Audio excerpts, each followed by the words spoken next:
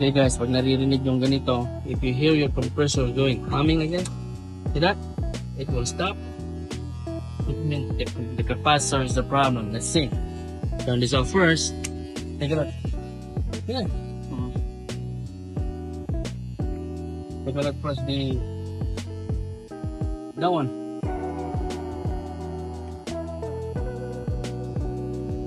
Ito para pila na siya.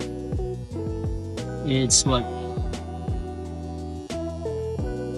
35 by 5. Okay, kana mo. Zero. Zero? Okay, change it.